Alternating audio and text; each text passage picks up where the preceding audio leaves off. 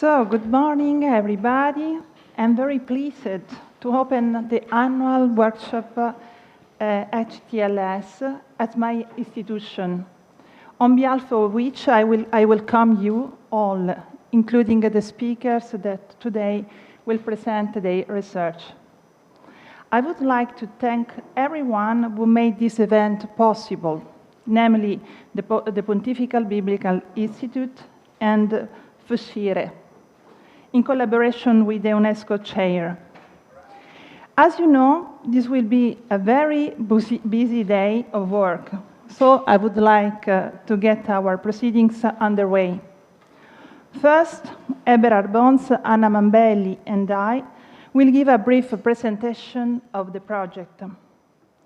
As you know, the rest of the day will be dedicated to the latest research needed to complete the manuscript of the second volume of the Lexicon. I wish all of us a very productive day. For any practical needs, please refer to Paola Bagnaia, our efficient secretary, that we thanks in advance for all. So I take the floor, so I will speak about the semantic shift and lexical innovation in the Septuagint.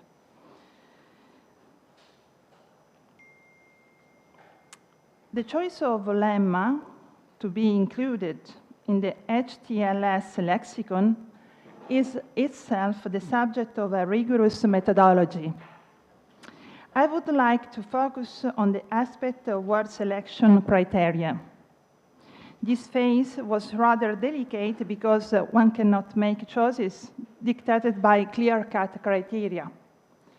What we did opt to do, however, was to follow lines to guide these choices. So we chose words that takes on a different meaning on the Septuagint that in classical Hellenistic Greek, neologism, words introduced as a technical term in administrative, legal, or religious context, words better understood in the Hellenistic Alexandrian context, and words connected to particular events or realities, and philosophical or anthropological terms with no Hebrew equivalent. I will say something more about the criteria used by giving more concrete examples. Let's say something about Greek terms which undergo a shift in meaning in the Septuagint, for example, apoikia. Researchers have long observed that in order to render certain terms from Hebrew language, translators used an existing Greek vocabulary, while at the same time inflecting its meaning. This is particularly true of several types of vocabulary, such as political, military organization, and religion. In effect, it was a matter of expressing Jewish things in Greek, using Greek terms whose meaning did not necessarily overlap with the corresponding Hebrew term. In non-biblical Greek, the noun apoikia designates a colony, not in 19th or 20th century sense, but in ancient sense. Part of the population of a city decide to emigrate, settling in a more or less distant place that proves suitable for such an undertaking. In fact, such a location was chosen very carefully, with several criteria playing a decisive role, such as the fertility of the soil, the presence of natural resources, the absence of disease and wild animals, and the water supply. Certainly, even if certain unfortunate circumstances in the city of origin might have led some to live willy-nilly because of the famine or overpopulation in the city of origin, might have led some because of famine or overpopulation, for example, the foundation of apoikia rested in any case on a voluntary initiative. However, this is not the case for the use of the term apoikia in the Septuagint, where the term designates a deportation or all the deportees, above all the Babylonian exile, as well as the exiled Israelites. The question arises as what idea the translator would have had of the Babylonian exile. From them, was it a more or less voluntary and peaceful departure of their ancestor without any trace of coercion or violence on the part of the Babylonian conquerors? In other words, are we dealing with another implicit historiography that does not emphasize the tragic dimension of the exile? But there is more. When Philo of Alexandria uses the term apoikia, it's never to designate the Babylonian exile, but the exodus of Israelites out of the land of Egypt, under the guidance of Moses. Thus, the exodus is not at all the story of liberation from slavery in Egypt, but the story of the founding of a colony. Obviously, such a vision of exodus could be described as an interpretatio Greca. However, from Philo's Egyptian point of view, would the Exodus not have something in common with the stories of the founding of colonies, including the motive for the multiplication of the people of Israel in Egypt? That such a situation could lead to the foundation of a colony is a problem of which Philo is aware. Finally, given that in Philo's time, the Jewish population in Egypt, particularly in the city of Alexandria, was large, perhaps larger than that in the Promised Land, the perspective changes considerably. The Exodus would simply be the founding of a colony whose descendants still populate the land flowing with the milk and honey. Another author of Alexandria, Origen, who lived about 2 centuries after Philo, would still be familiar with the specific use of the noun apoikia. But now, let's say something about neologism. It's difficult to define the term neologism. Does it refer to words that are attested for the first time the Septuagint, for example, diaspora, although it cannot be ruled out that they were in the use of Hellenistic time or even earlier? And what about words that change only by a few minor elements, for example, a prefix when the word without a prefix is already attested? Without going into such problems of definition here, let us cite a term that did not appear before the Septuagint. The term allogenes is not a term found in classical Greek or Hellenistic literature. Perhaps an attestation of the term could be found in Plutarch, De Jesus Carnium, where it says that Pythagoras and Empedocles acted justly towards other creatures. But this is a conjecture. Otherwise, the term is never attested in non-Christian Greek writings from the Roman period. Rather, it appears in 2 Jewish inscriptions, one of which dates from the 1st century BC and was part of the stone balustrade that surrounded the second courtyard of Herod's temple in Jerusalem. The inscription reads, "No foreigner is to enter the balustrade and embankment around the sanctuary." The other inscription, dating from the 1st century BC is to the 1st century AD, was found in Damerdash, near Heliopolis. This is an elegiac epitaph, which states, among other things, that I too, who loved my brothers and was a friend of all citizens, fell asleep among strangers. Allogenon. Contrary to what we find in classical and Hellenistic literature, this term is used several times in Septuagint, more than 40 times, and it always refers to human beings. In the Septuagint, allogenes refers mainly to the nations who are called foreigners by this term. Particularly in the Pentateuch, in addition to this usage, the term is also found in connection with domestic slaves of foreign origin, and in some other passages also identify persons who do not belong to the same priestly lineage, for example, who belongs to different families. In a negative sense, it is used in Judith and the First Maccabees to describe foreigners who are hostile to the Israelites or the Jews. In Jewish literature in Greek, it is attested a few times and only once in the New Testament. In Luke 17:18, to designate the lepers healed by Jesus, of whom only one, this allogenes, came back to thank him. The term appears more frequently in early Christian literature. I skip a little bit and I move to the terms of the Septuagint, which are best explained in the light of the papyri. As we have already noted, the papyri written in Greek, above all the documentary papyri, represent an invaluable source for research into the vocabulary of the Septuagint. Let us cite just 3 examples of some interest. In Hebrew Psalter, the God of Israel is often described using terms from the semantic field of the rock, fortress of refuge. In the Septuagint, this vocabulary gives way to another, including the term antilemtor, protector. Absent from classical and Hellenistical Greek, this noun is attested in papyri, notably in petition addressed to a high-ranking political or military official, described precisely as antilemtor. Needless to say, as a divine epithet, this term, which is still absent from the New Testament, does not appear in the later documents, but will be used in a series of inscriptions which are evidently of Christian origin.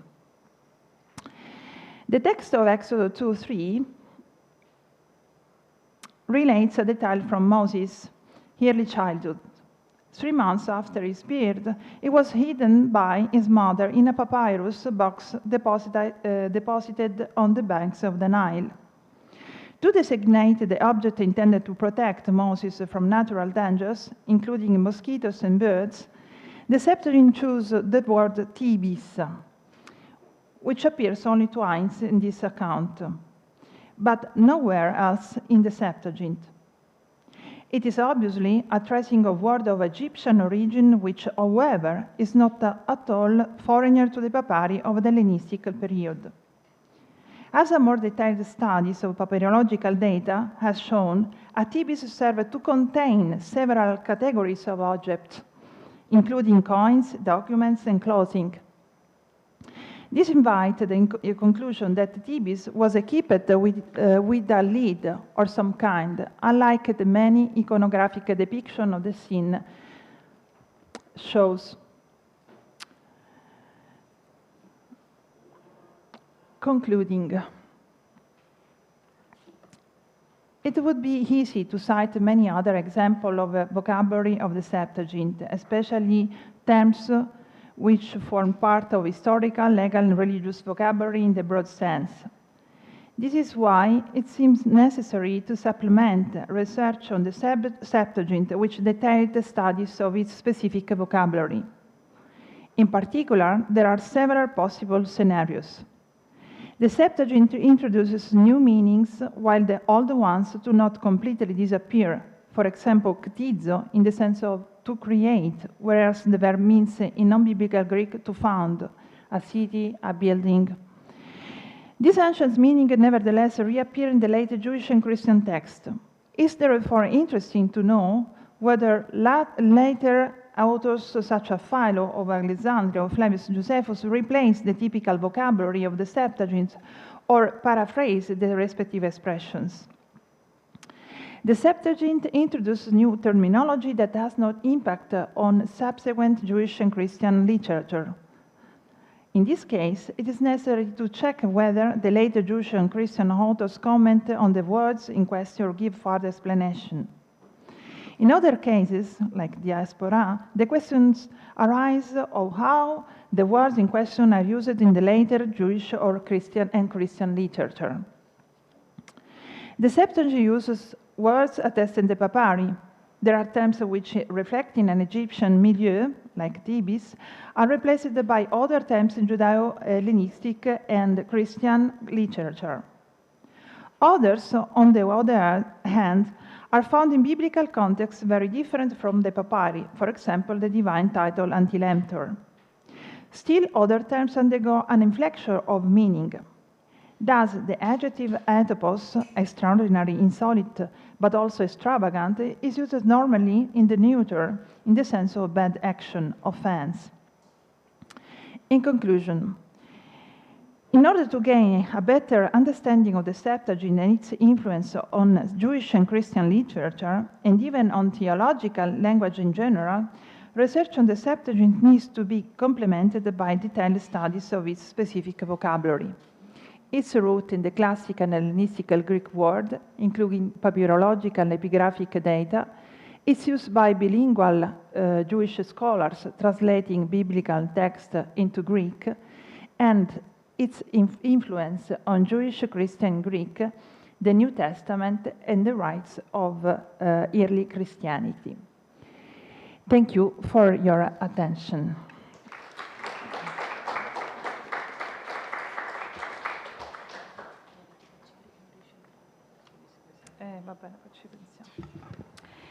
Good morning, everyone.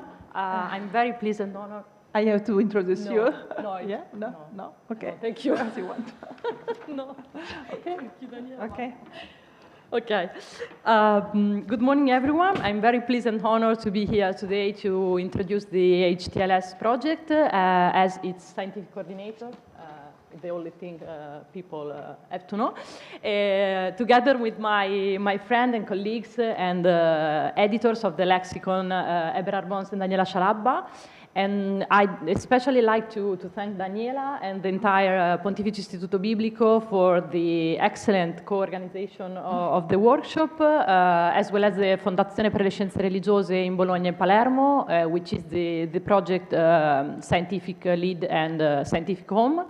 And I would like to thank all today's speakers, who are all contributors to the Lexicon, and all of you for joining us despite the desert climate.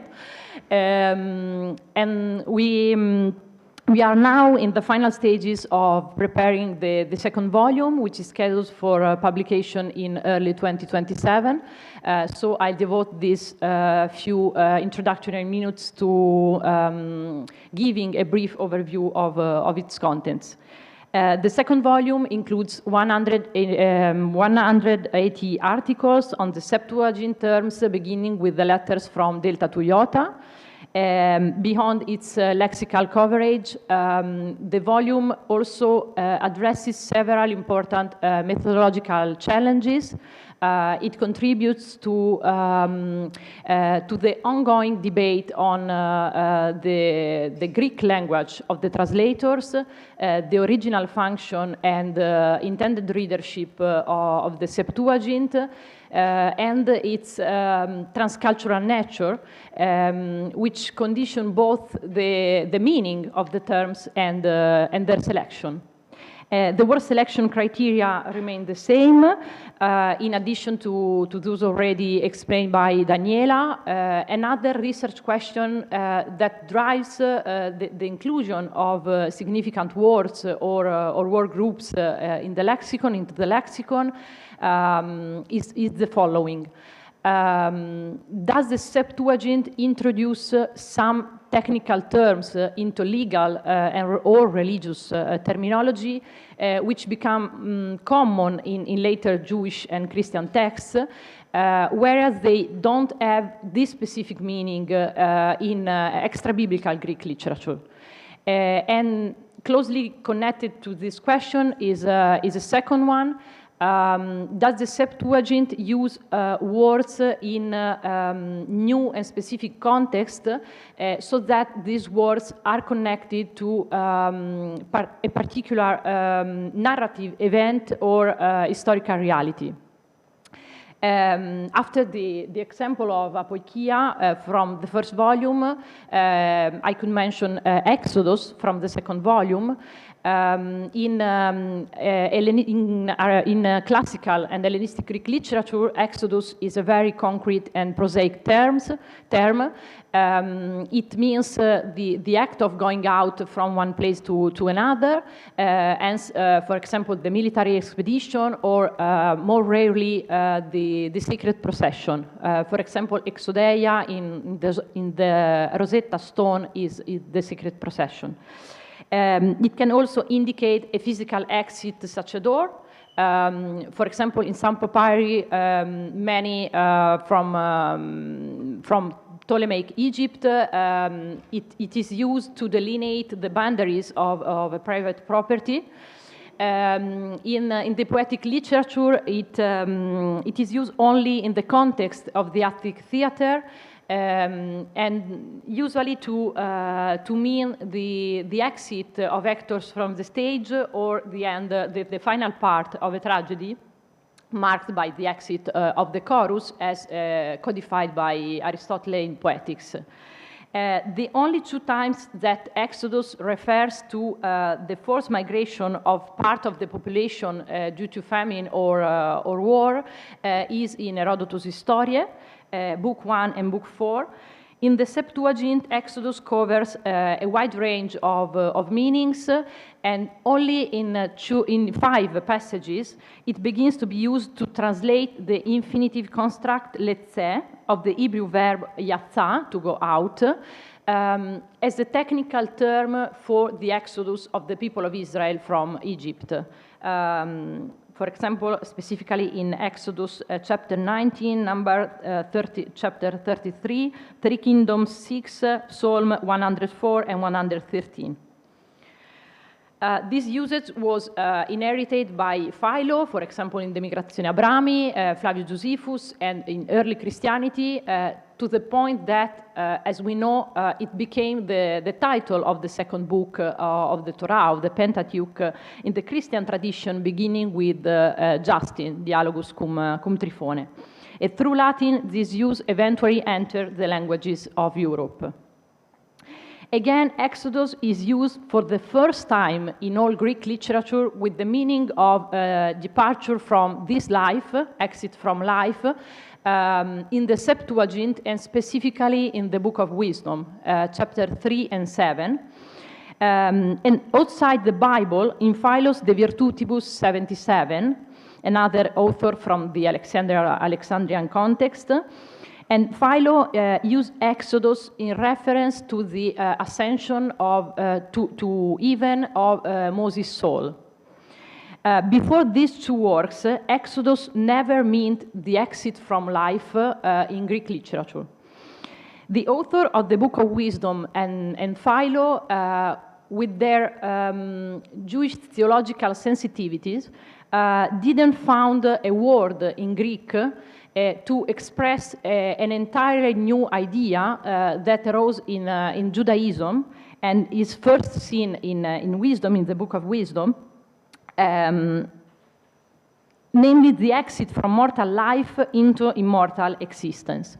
In Greek, there are obviously other words, such as thanatos or telos, but they indicate the total, definitive end of life, where there is nothing afterward. Therefore, the Septuagint attributes a new meaning to Exodus. Or rather, it's not a new meaning, a completely new meaning. The original meaning of exit in the Septuagint was simply expanded and extended to express this new idea.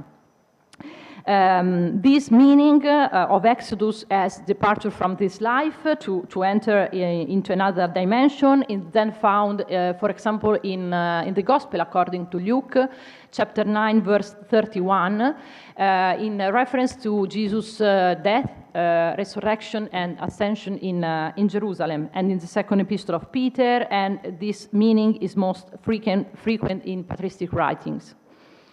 Of particular interest in HTLS volume 2 are several words that can be classified as proton-legomena in the Septuagint. As an example, I can mention the nomen actionis empaictes, mocker, which is attested for the first time in the book of Isaiah, chapter 3, verse 4, in the context of the anarchy in Jerusalem before God's judgment. I will make you their princess, and mockers shall have dominion over them. Empaictai curieusus in auton. The Hebrew as tallulim, wantoness, hence babes or capricious children. The word empaictes then appears in the letter of Jude, in the second epistle of Peter, where it forms a Semitism, a Septuagintalism, together with empaigmone, and empaigmone, empaictai. In the last day, mockers will come with mocking. imitating the Hebrew use of the infinitive absolute for emphasis. Like empiktes and empikmone, other nouns formed by the verb empaithein are a noun in classical Greek literature. So this terminology seems to be to have originated in Jewish piety during the Hellenistic period to indicate, to mean something that a Jew may suffer at the hands of his enemies, his adversaries, especially non-Jewish. Another criterion for selecting lemmata to be included in the lexicon concern those philosophical and anthropological terms which are found in translated books of the Septuagint but have no direct equivalent in the Hebrew Bible, as Daniela said. As an example, in archaic and classical Greek, from Homer onward, from Iliad onward, a sort of common motive, sort of topos, occurs in the distinction between humans as mortals and gods as immortals, netoi kai athanatoi. However, the Hebrew Bible has not this distinction, has not a specific term for mortal, and usually distinguishes between beings made of flesh and non-fleshly incorporeal beings. So the emphasis is on sarx, on basar, flesh or no flesh. Nevertheless, the word netos is attested 9 times in Septuagint, for example, in Isaiah and Proverbs, as Eberhard Bons shows in one of the articles of the 2nd volume. But I'd like to conclude by returning to the broader context, the broader goal of the HTLS. The various articles included in the lexicon are specialized and detailed. As a whole, they are intended to show how the Septuagint is one of the most significant works of cultural mediation the ancient world has ever seen. It bridged Jewish and Greek Hellenistic words, and their unique synthesis shaped the European thought, the Western civilization. So we will hope that the lexicon will in turn serve as another bridge connecting diverse disciplines and research field, enriching and complementing one another. Thank you very much.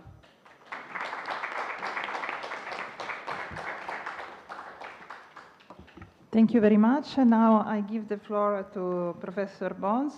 Professor Bons has taught at the University of Strasbourg, is member of the editor board of Septuaginta Deutsch and co-editor of the Historical and Theological Lexicon of the Septuagint with me. Moreover, he has edited several books on Septuagint studies, Old Testament prophetism, and biblical monotheism. Is Professor Emeritus since 2023. First of all, I would like to thank the Pontifical Biblical Institute that has accepted to host this conference today here in Rome. And I would like to thank especially Mrs. Paula Bagnaia, who co-organized this day with a lot of patience.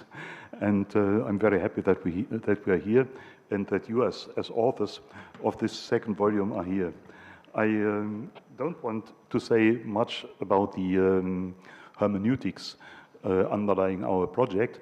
It has already been said by Daniela and by Anna, and you find it also in some of our articles and in the 1st volume. I would like to make you curious. I'm very happy that you are here as authors of the 2nd volume, and I promise you that the 2nd volume is very interesting, and that you will find lots of very interesting information I myself did not know before. Perhaps you have more expertise in some of the various fields of research. As you know, nobody can cover all of the articles, or nobody is an expert of all the fields of research. Some of you are New Testament scholars, or scholars of ancient Greek literature or papyri and so on. Nobody is an expert of all of the fields of research. Anyway, reading these articles and reading the results of some articles, it's very, very interesting. I would like to speak only of 2 or 3 examples not mentioned before. For example, the word Eusebia. It's very rare, but how to speak of piety? What about of, let's say, legitimate piety in the Septuagint? There are lots of Eusebes, but who is Eusebes? Nobody. There are some examples of Eusebia, but not too many. What about the so-called false gods? They are normally not theoi, but they are eidola or daimonia. Daimonia is a word we already know, but eidolon, where does it come from exactly? In some texts of the papyri, it means a kind of doll, a kind of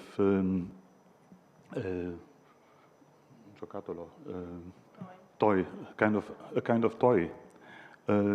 But why did the gods become eidola? Concerning the divine epithets in antiquity, if you wanted to pray to a god, you had to use some epithets. They were used like a sort of password, but there's a big difference. Today, if you forget your password, you can order a new one. But if you forget the exact title of a god or a goddess, does he or she listen to your prayers? That's a big question.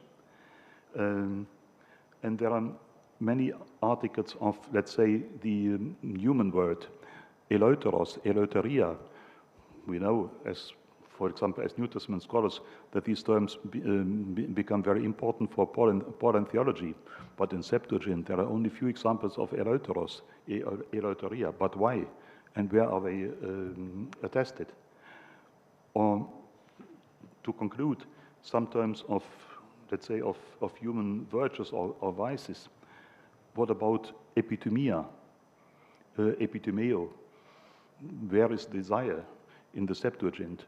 Of course, in the 9th and the 10th commandment of the Decalogue, it is tested, but it's absent from the Canticle of Canticles. But there are 2 young peoples who love each other, but if there are no desire. Or the text when Adam and Eve have to leave the paradise, God says to Eve, kai proston andrasu he epistrophe zu. But there is no kind of epitomia or desire. Eve had only one husband, not 2 or 3. But if there are no, let's say, desire in this relationship between the 2. So these are only some examples of our articles, of the most important results of our articles, and I think you could be very curious. Thank you very much.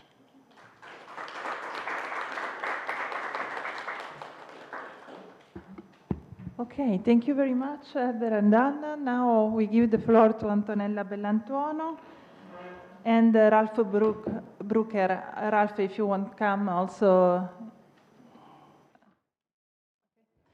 So Antonella Bellantuono is Associate Professor of Ancient Language and New Testament at Université Catholique de Lille.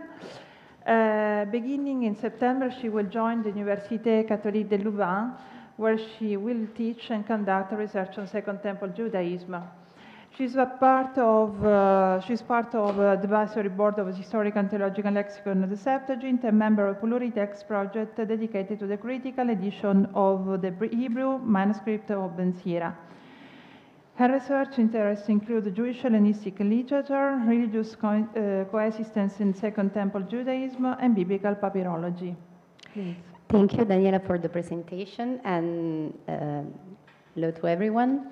I'm very happy to start our journey through the word of the Septuagint today with a word that I found particularly interesting and fascinating, that is the word thumos. And today, in the next minute, I will show the usage of the thumos and the shifting of its meaning between Greek classical literature and the Septuagint.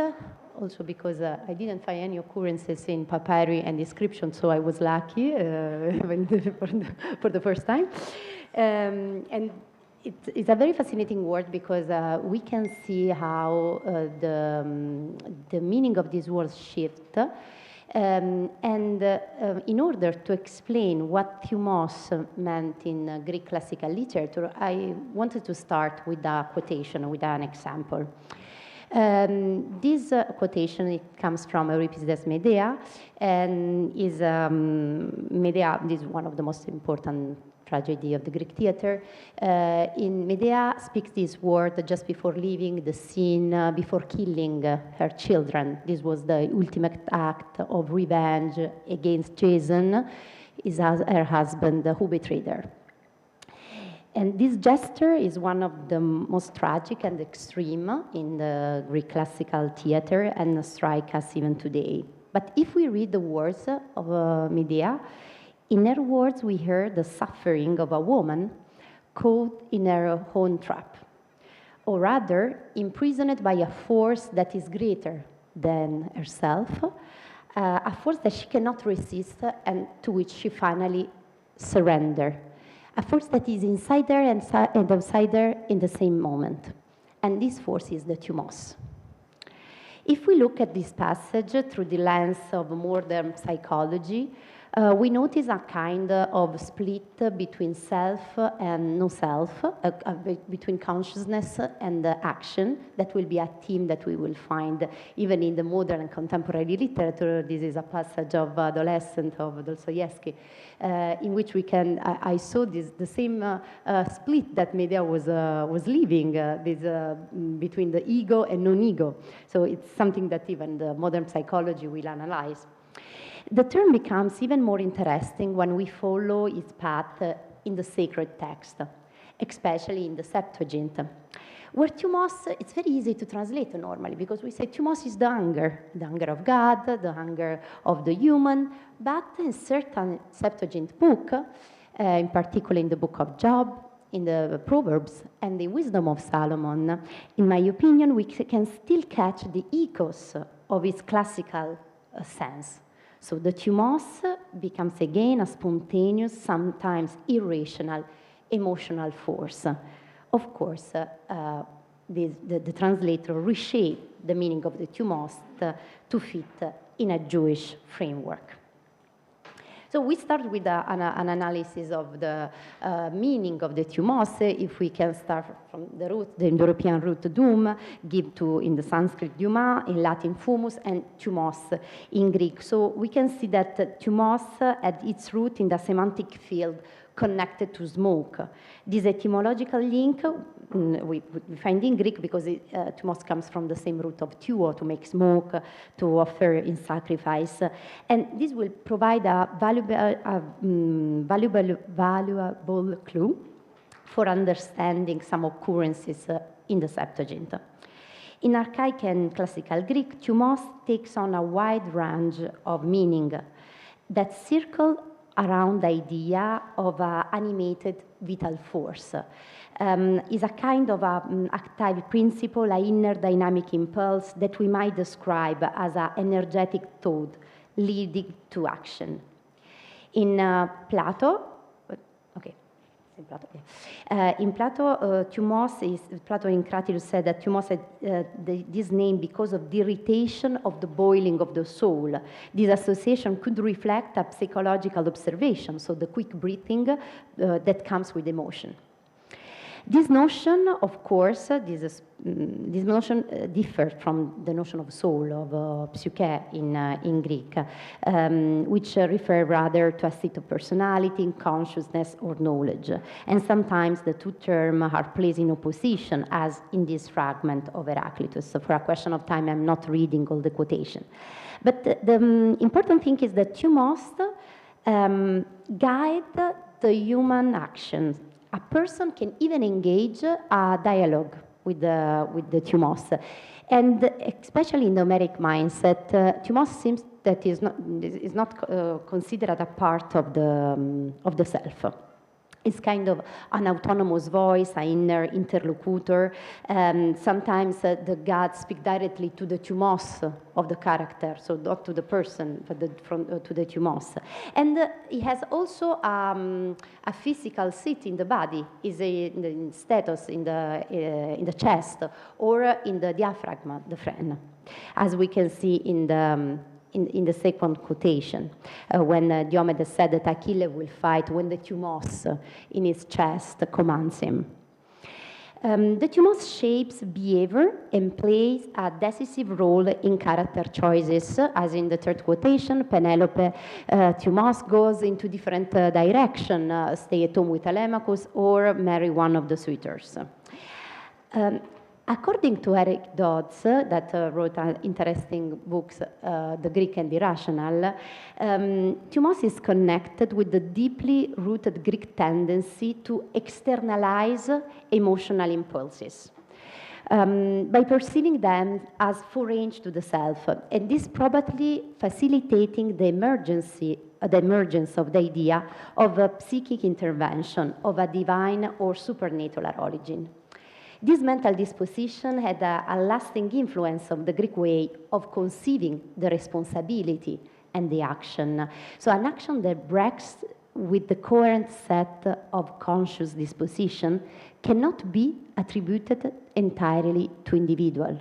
It is interpreted as a result of an external force, something different from the self. And thumos is connected, dots connect thumos in this framework. So it's something that the fault is the thumos, is not of the person when a bad action, someone accomplished a bad action.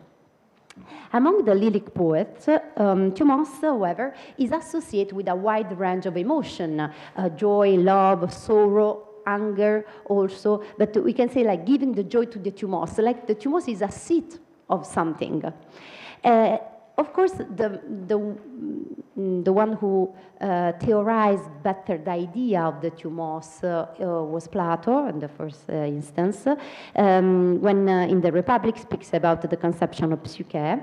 Plato formulated the tripartite theory of the soul, so we have the rational part, logistikon, the spirited or the emotional part, the thumos, and after we have the appetitive part, the desire, the epithumethikon. This complex division reflects the harmonization of the human faculties. Reason govern, thumos support reason by defending justice, while desire must be restrained. Even Plato located in the chest the thumos. Finally, Aristotle in the Mianetics classified the thumos among the uncontrolled passion. So it's in Aristotle the thumos start to becoming a synonymous of orge. Plotinus, taking up the Platonic theory, distinguished within the irrational soul, within the rational soul two parts. So we have the desire, epithumia, and the spirit, the thumos, assigning the latter to the anatomical part of the body, the heart. So we can thus observe that thumos gradually comes to be integrated into a very constitution of the human being. It's considered a seat of the thoughts of someone. If we analyze the concept of the thumos in the Septuagint, first of all, we can see that thumos translates a lot of different Hebrew roots. But the meaning of the thumos seems to be always the same, more or less the same, the anger. Anger that can be the human anger, and the human anger, human's thumos sometimes is good, sometimes it's bad.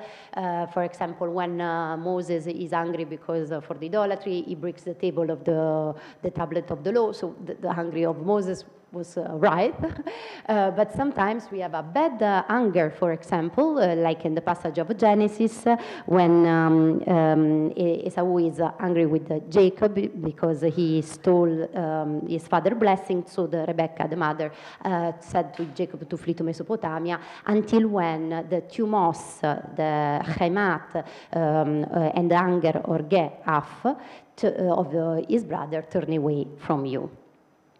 But normally, in the most cases, however, anger is present as a divine characteristic, understood as the way by which God corrects the people of Israel or protects them from their enemy.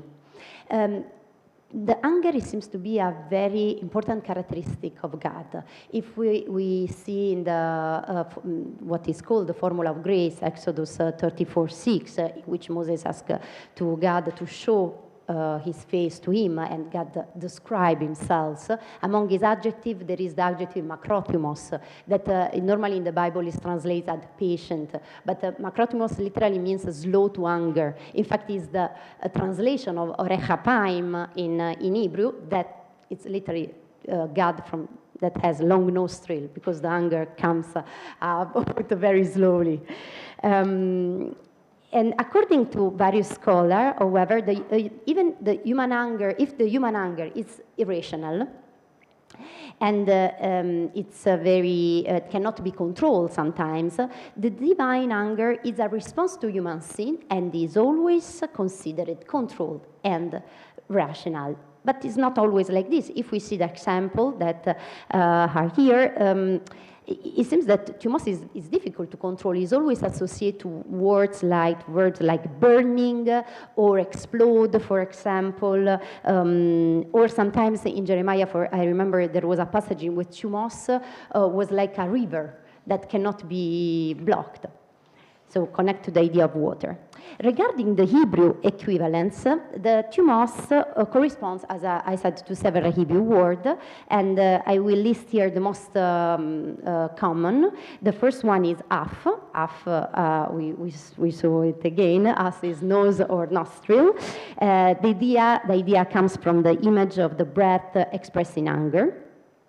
It's interesting because in Hebrew, as far as I know, is the only Semitic language in which we have this polysemy of the word half. That means anger and nose at the same time. Because as we have seen, the Bible frequently employs figurative expression based on really bodily sensation to describe anger, such as burning, boiling, smoking through the nose. This metaphor originates in the physical experience associated with anger, like heat, rapid breathing, facial redness, as such cultural elements reflect a deep connection between emotion and physiology rooted in the daily experience of the speaker. However, the Septuagint sometimes, as in the passage of Exodus, translate af as Thumos, even when he meant nose, really. After I put the passage of Exodus 34 that we already saw.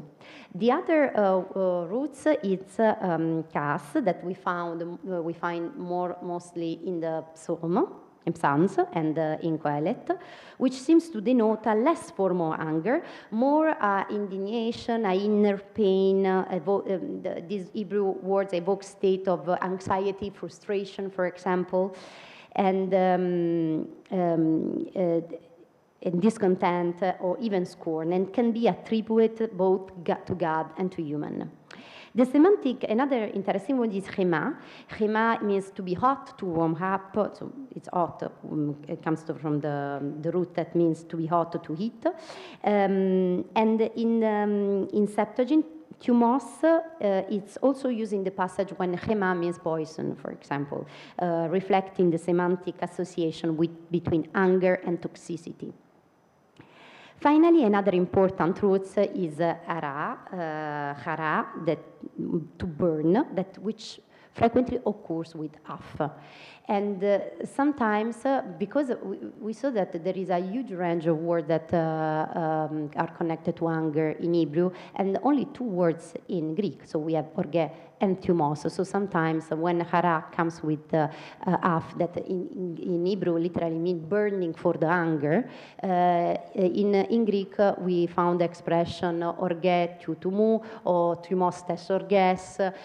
So orge and thumos are used as a synonyms. So there is no a different meaning from the two words. In other cases, Greek departs even from a literary rendering to paraphrase the Hebrew text. For example, in Numbers 14:35, in which in MT we found the opposition. You will know my opposition, and in Greek we have to thumon tes orgesmud. So you shall know the wrath of my anger. As we have seen, thumos retain a very important theological resonance in the Bible. Instead, it comes to denote primarily anger. Corrective anger, if it comes from God, and negative, almost negative, when it's attributed to human. However, in some passage of the Septuagint, the term seems to recover its Greek classical meaning, a force external to human being beyond the individual control. And this is particularly evident in Job's proverb, in some passage of Job's proverb in the Book of Wisdom. We start with the first passage. In the chapter 15, Eliphaz, one of Job's friends, reproached Job because he was speaking carelessly when he addressed God in the chapter 13. Job was cursing his misfortune, and he was using a language that was very aggressive. So basically, his friend said that he loses his mind.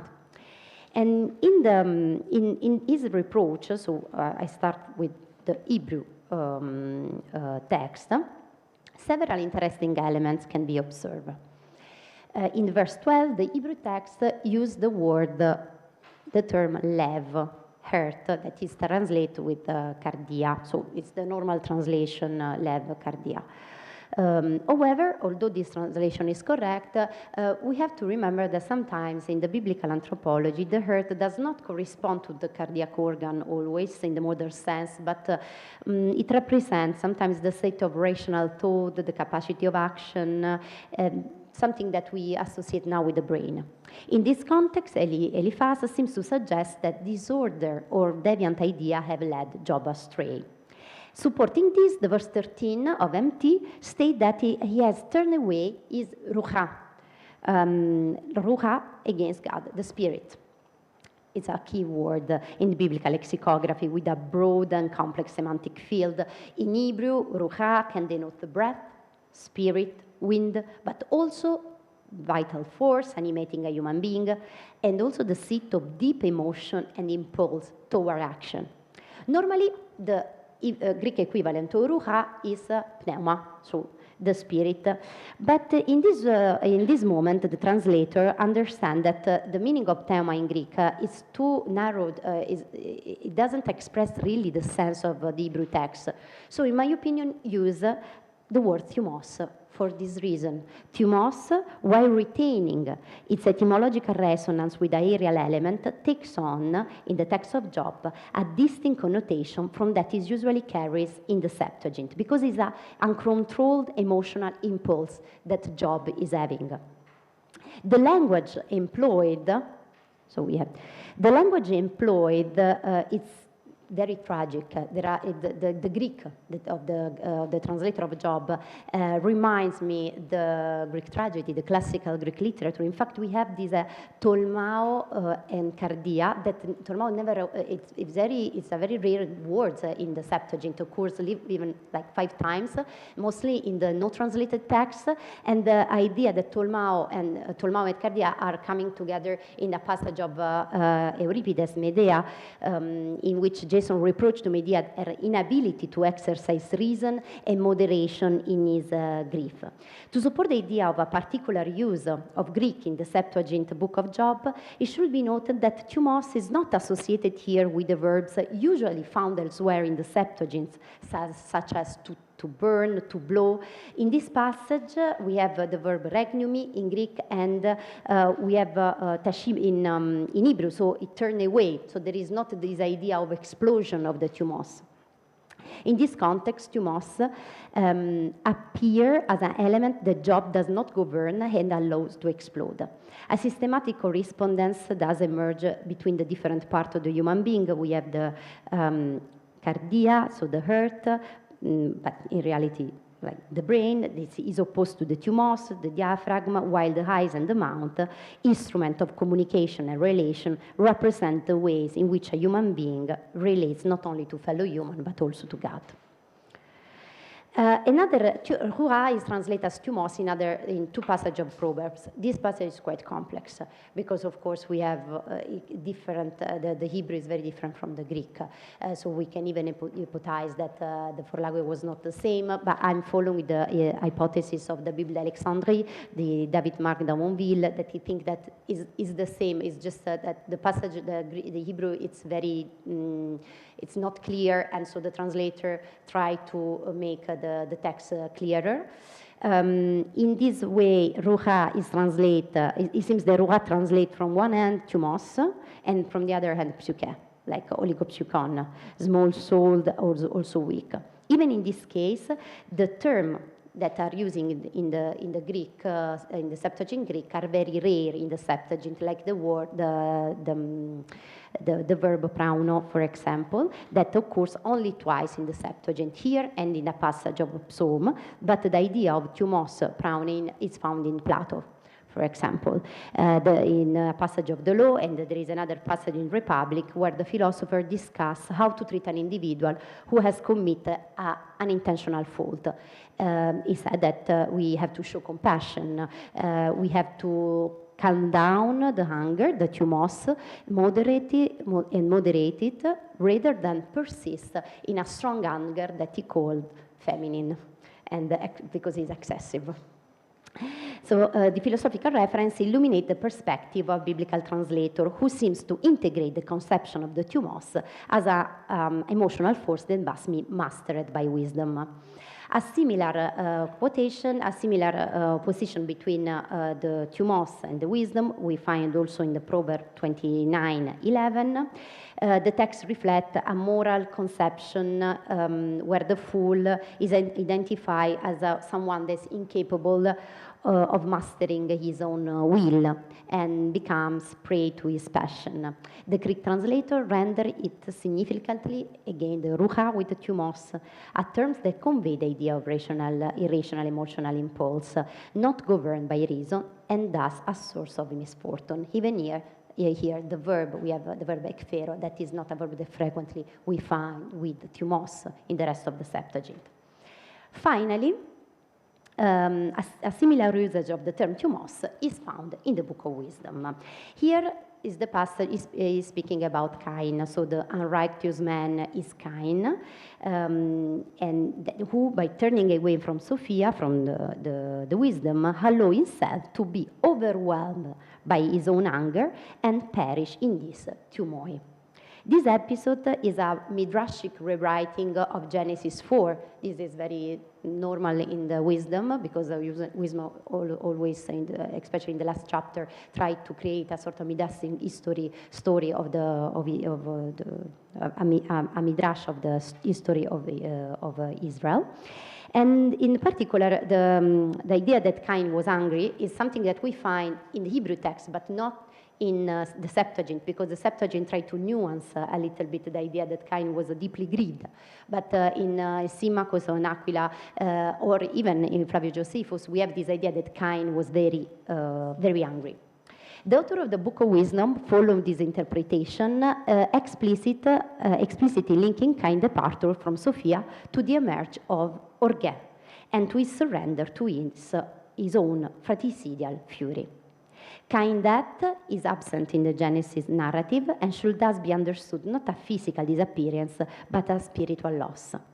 In this passage, it's very important to see that orge and thumos are not used as a synonym, as we saw in the rest of the Septuagint, because orge denotes the initial impulse driving Cain away from the Sophia, and thumoi represent the internal, irrational, and uncontrollable force that ultimately led him to ruin. The choice to use thumos is deliberate, and here we found the plural of the thumos. So the thumoi, like the instinct, the spirits, and something that in the rest, thumoi, the plural form of thumos, it's found only here in the Book of Wisdom and in two passages of 2 Maccabees and 4 Maccabees. So is a use is a narrow use of the word in this sense, but it's quite it's found quite frequently in the Greek classical literature. In this perspective proposed by the Book of Wisdom, anger is not simply a human weakness, but a force that, if not disciplined by Sophia, leads to self-destruction and the disintegration of the moral identity. Thumos thereby confirms as a devastating, irrational, and self-destructing power that only wisdom can discipline. So in the book of Job's Proverb and Wisdom, the human thumos is a force capable of leading to the spiritual ruin and distancing one from divine protection, because it reverts to an uncontrollable and negative passion. Just as in the tragedy, thumos is a force that can destroy and condemn the life of anyone who cannot master it. Indeed, if in the archaic Greek, in the Greek classical literature, thumos could sometimes absolve the individual by attributing the cause of an impulsive act to the passion itself, in the Septuagint, humans are fully responsible of the thumos. Mastery of thumos distinguishes the just from the fool, the wise from the unwise, and cannot be achieved by following the path of the wisdom. Thank you for your attention.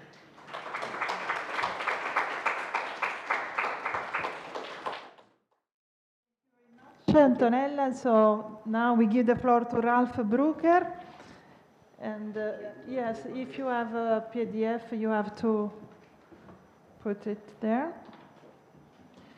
In the while I introduce Ralph Brucker, he studied Protestant theology in Hamburg and got his doctorate in 1996 in New Testament. Studies with a thesis without a so-called hymns, exegesis of New Testament as well as Old Testament in Hamburg and Gießen. He is a contributor to Septuagint Deutsch and co-edited several essay volumes. He has been a member of editorial team of Historical and Theological Lexicon of the Septuagint since 2011 and of the Christliche Gesamtausgabe of Friedrich Schleiermacher since 2014. Please, Ralph, the floor is yours. Thank you very much. I have to find my... The title of his intervention is The Use of Ainos and Epainos in the Septuagint and the New Testament. Contributors to the lexicon, you are well acquainted with the template, so you know what all the colors and so on mean, and the headings above all. Yeah, thank you. What I want to present is this is a part of a larger article. The larger article comprises the word groups epainos and ainos, two nouns, then epaineo and aineo, two verbs, and finally epainesis and ainesis, which are, I think, neologisms of the Septuagint. So they are the last part. And what I'm going to present is part of the first part, so epainos and ainos, the nouns, and I want to share some insights concerning the Septuagint and the New Testament. But before, just a glance into the lexica. If you look up the word ainos in the standard lexicon by Little Scott and Jones, you see that this word has three ranges of meaning. So the first really is a range of meaning. The first is a tale or story, also a fable, also generally a saying or a proverb, or even a riddle. I think it's only once. Then the second field, the second meaning is what is in Attic epainos, so praise, and this becomes important for us. And this, the third range of meaning is in mainly, or I think only found in inscriptions. This is decree, you can see it, yes, decree and resolution. So if you look up epainos, the other word, then you find first praise in the meaning of approval, praise or commendation, and second, a literary genre, a complimentary address or panegyric, which we also can call a praise, but it's a speech or something like this, or a text. And in rhetorical theory, the term epainos is found. It's a technical term, but for the eulogy, for the complimentary address, the most important technical term is encomion. You know it, encomium, of course, but it's also in English. And what is important for me, that most ancient authors use the term epainos as a synonym of encomion. However, there is also a tradition beginning with Aristotle to make a distinction between the two, defining encomium as a speech that is longer and mainly dealing with actions, and on the other hand, epainos as being shorter and mainly illustrating the greatness of virtue. So just keep this in mind. It becomes important when I come to the New Testament. The papyri and inscription section is only here to show you that I found some interesting text, but also here there are two meanings in the inscriptions for ainos, three meanings. First, decree, resolution, as we also saw in Little Scott. Second, saying or proverb. And third, most important for us, is praise. And it's narrower, more narrow for epainos. There we have almost always the meaning praise. And then I have some examples, and we can jump to page 7, where we come to the Septuagint. So, as you know, we start the section number 3 with the subsection A, statistical observations. In the Septuagint, the noun epainos occurs 10 times, and it's not in the Pentateuch. It's 3 times in the Psalms, 3 times in Sirach, and the other 4 cases are isolated cases. On the other hand, the simple noun ainos occurs 11 times, 4 of which in the Psalms, 2 in Sirach, and 5 isolated cases. Of these, 1 is text critically uncertain. It's quite interesting. In Judith 16:1, we have in the edited text psalmon kai ainon, but there is also the variant reading psalmon kainon. And you all know, sing to the Lord a new song or a new psalm. This is not to be ruled out from the beginning. This is a difficult case, but I think psalmon kai ainon is the lectio difficilior, so it's more probable. In the Psalms, in addition, in the Psalms, the syntagm ainos odes occurs 3 times, always in superscriptions. We come back to these a bit later. Section B, Hebrew equivalents.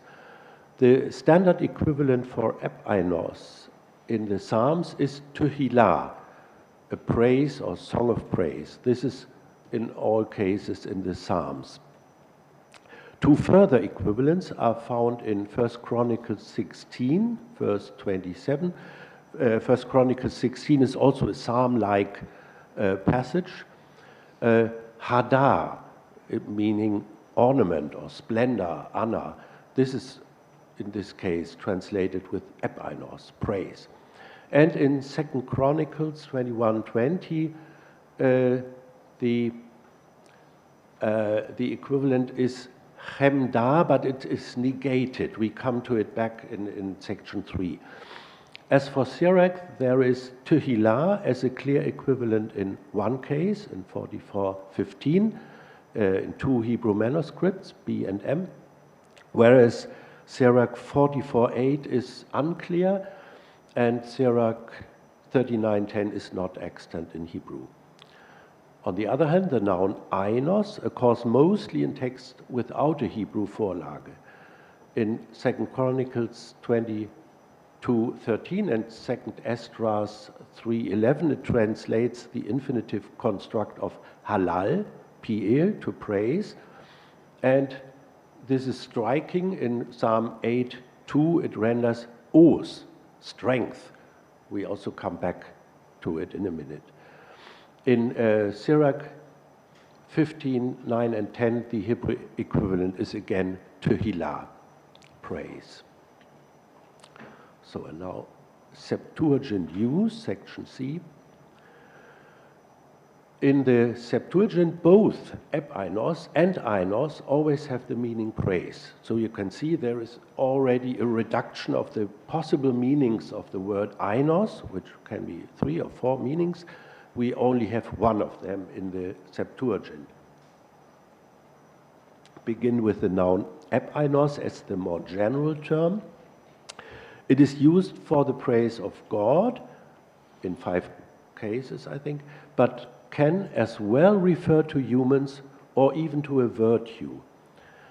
2 Chronicles 21:20 states that King Joram departed not in praise. It's a striking Greek formulation, eporoite en uk epaino. That means he died without honor. According to the book of Siebeck, the praise of the scribe and the praise of the famous ancestors, in chapters 39 and 44, are proclaimed by an assembly, ecclesia. At the beginning of 4th Maccabees, the author defines the subject and scope of his work, verse 1, whether pious reason is absolute master of the passions. This is the overall question or subject of the book. And he adds in the next verse that it also embraces praise of the greatest virtue, namely prudence, phronesis in Greek. The term often appears in genitive constructions, mostly with an objective genitive. So the genitive denotes who is praised. In the Psalms, also a subjective, the subjective genitive is found in Psalm 21:26. Ho epainos mu, my praise. Of course, this does not mean that the speaker, is praised himself, but it's my praise toward God. And this is even found in an address to God himself. You, ho epainos Israel, you God, the praise of Israel, in Psalm 21. The noun ainos, on the other hand, is used exclusively for the praise of God. The only possible exception is Wisdom 18, verse 9, where the genitive pateron ainus could be understood as objective or subjective. However, so we have the praise of the fathers or the praise of the ancestors in Siebeck, so this idea might come, but the context shows that a subjective genitive is intended. The holy children of good people in Egypt, and now the quotation, were already singing the praises of the ancestors. That means the praises of God sung by the ancestors. So it's also in this case a clear case that that God is the one who is praised. Similarly, the praise of God is also sung in a number of other texts. You can see them there, so I don't have to read them loud. Sirach 15, 9-10 states that praise is not seemly in the mouth of a sinner, but shall be uttered in wisdom. So in this case, from the context, it's also the praise of God, of course. Now we come to one or two striking cases. How much time do I have? 5 minutes? Yeah, okay. In Psalm 8:3, the Masoretic text is reinterpreted by the Septuagint. In the MT we read, "Out of the mouth of babes and infants you have established strength because of your foes to silence the enemy and the avenger."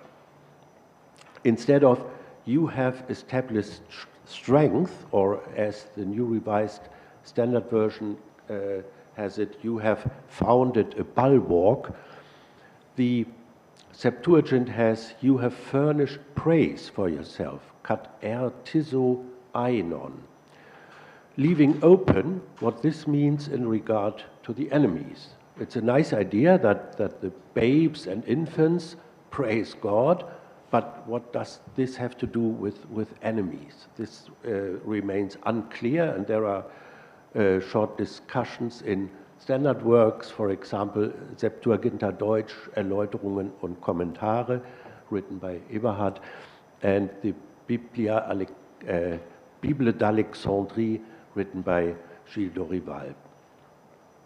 A peculiar case is the genitive construction ainos odes in the superscriptions of 3 Psalms, 90, 92, and 94.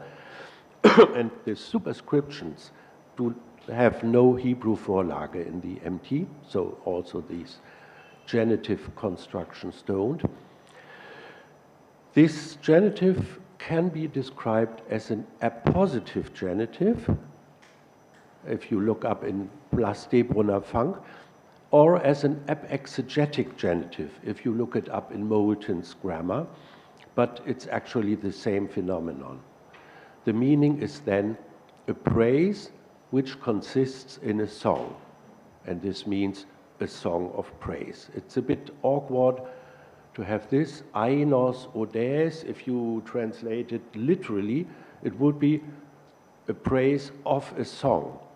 But this doesn't really make sense, although Brenton chose this translation, but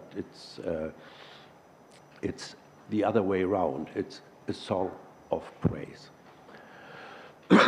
Yeah, we skip the Jewish literature in Greek and come to the New Testament, where the noun epanos occurs 11 times. And of these 11 occurrences, 9 are in the Pauline corpus. We have to distinguish between the undisputed letters of Paul and Ephesians. In the undisputed letters of Paul, epanos mostly refers to humans and can be received either from God, in 2 cases, or from human authorities, or from a Christian congregation. In the latter case, it's referring to Titus. The first 3 examples, Romans 2, 1 Corinthians 4, and Romans 13, are cases where Paul says, if or something, if this happens or that, then the praise comes from. So it's not a concrete case, but in the letter, it's a concrete case. Titus has referred praise from the congregations. Also in Philippians 4:8, where we have a short catalogue of virtues, epainos refers to humans as something to think about. Here, maybe with the meaning a thing worthy of praise, not a praise as such, but a thing worthy of praise. Only in Philippians 1:11, Paul closes the letter's introductory thanksgiving section, or rhetorically proemium, with the solemn phrase, eis doxan kai epainon teu, to the glory and praise of God. This doxological praise obviously inspired the author of the Deutero-Pauline letter to the Ephesians, who has the slightly modified version, eis epainon doxes autou, to the praise of his glory. So not epainos kai doxa, but epainos doxes. And this is 3 times in the introductory eulogy, or rhetorically proemium.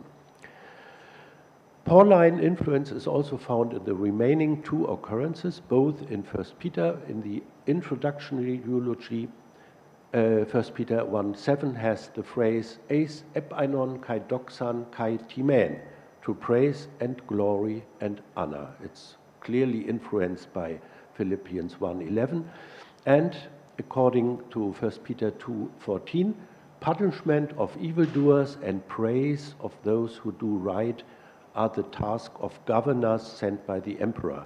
And this is very similar to what Paul says in Romans 13.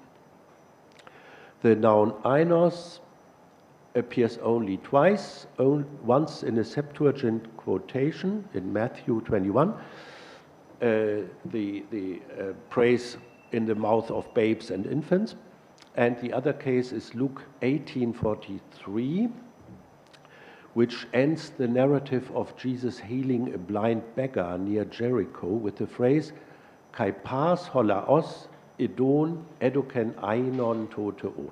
And all the people, when they saw it, gave praise to God. The construction didomi ainon, to give praise, sounds normal, but it's not attested in the Septuagint. But we will find it again in 2 Clement. So, last word. Finally, it may be worth mentioning that the term epainos has been adopted in the scholarly debate on New Testament passages containing a praise of Christ, such as Philippians 2:6-11, Colossians 1:15-20, 1 Timothy 3:16, etc., often described as hymns. Whereas more recently, some scholars prefer using the category encomium instead. It also has been suggested to call Philippians 2:6-11 an epainos. This was me, following the distinction made by Aristotle and other ancient theorists. And yeah, we find further discussion, but I think we can stop here. Thank you very much.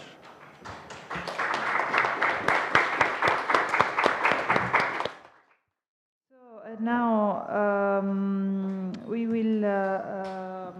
The next speaker is Professor Antonio Cacciari. Antonio Cacciari has taught New Testament and Early Christian Literature at the Department of Classical Philology and Italianistic, Alma Mater Studiorum University of Bologna. He has published studies on Septuagint Greek Bible, Greek apologetics, origin, and Alexandria School and Augustine. The title of his intervention today is Diairesis in Philo of Alexandria. His intervention will be online because he could not come here in presence. Jewish literature in Greek, Philo of Alexandria. In the works of Philo of Alexandria, Diaireo occurs a total of 69 times, whilst diairesis occurs 26 times. The general meaning of to divide or division is suitable for almost all contexts, although translations into modern languages sometimes attempt more specific renderings. For example, for diairesis, division and classification. De Sacrificiis 86, classification, de posteritate 159, dismemberment, de eternitate 79, etc. These terms occur more frequently and more prominently in Heres, the longest and the most complex treatise in the entire collection, known as the Allegorical Commentary. This is a commentary on Genesis 15, a text which serves as the central theme of the entire work, particularly verses 9 and followings, where God asks Abraham to offer certain animals as a sacrifice. Ela bende auto panta tauta, kai dielen auta mesa, kai etzeken auta antiprosopa allelois, tadeornea udielen. And he took for him all these and divided them in the middle and placed them facing one another, but he did not divide the birds, almost all of which are divided in half. In a lengthy digression that follows, the activities of the Logos are then described. Heres 130 followings. Dielen auta mesa, totis me prostiseis, in atonadeicton enoes theon, temnon taston sonaton, kai taston pragmaton exes apasas hermosai, kai enossai docusas fuseis, totomei ton zympanton e autu logo. Hos esten oxytaten aconeseis acmen dieiron udepote legei. He divided them in the middle, but he does not add who this he is.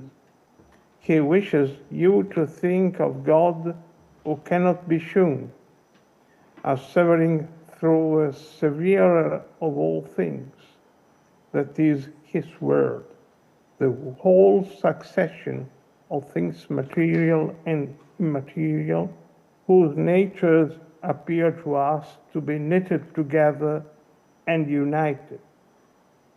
That severing word, whetted to an edge of utmost sharpness, never ceases to divide. Thus, starting from a merely cultic, ethical, and religious perspective, Philo moves on to a cosmological and ontological interpretation of the biblical texts. The expression dielen auta mesa is reinterpreted as an allegory of a cosmic division, according to which everything that exists is divided into two. The instrument of this process of division is the logos tomeus, logos Cacciari, whilst, as regards the division, the philosophical sources may be varied. See above. The expression logos tomeus is used exclusively by Philo, and although attempts have been made to link it with various schools of thought in antiquity, Heraclitus, Plato's Timaeus, Stoicism, Aristotle, the most convincing hypothesis, however, seems to be Harl's, according to which its roots are to be found primarily in biblical texts. The division, diairesis, also plays an important role in certain passages of De Agricultura. In paragraph 127, Philo takes as his starting point Genesis 4:7, where God comments on Cain's offering. Ουκ εάν ορθώς προσενέγκες, ορθώς δε μεδιέλες, έμαρτες, εζούκαζον. If you offer correctly, but do not divide correctly, have you not sinned? Be still. He then concludes by stating, Orthon men un etuseuti me, to the adiaireton uk orthon. So the honor paid to God is a right act, but the failure to divide is not right. Similarly, in paragraph 131 and followings, the notion of division leads Philo to the prescription that the camel is unclean because it does not split the hoof. Leviticus 11:4.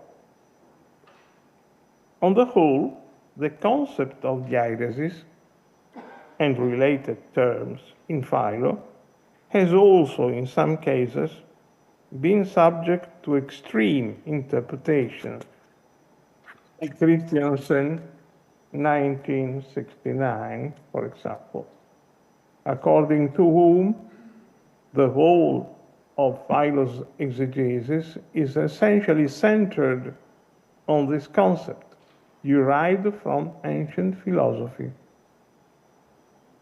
Finally, it is worth noting that according to many commentators, Hebrews 4:11, Zon gar ologos tu seu, kai energes, kai tomoteros, hyper pasan macheran distomon, kai diik numenos, acrimerismu psyches, kai pneumatos, armon te kai nueleon, kai kritikos ensumesion, kai ennoion cardias. For the word of God is living and active, sharper than any two-edged sword, piercing to the division of soul and spirit, of joints and marrow, and discerning the thoughts and intentions of the heart. Is probably derived from the passages of Philo that we have cited, as well as from many others, in a context, the epistle to the Hebrews, in which there are numerous references to the work of the Alexandrian author. Thank you very much.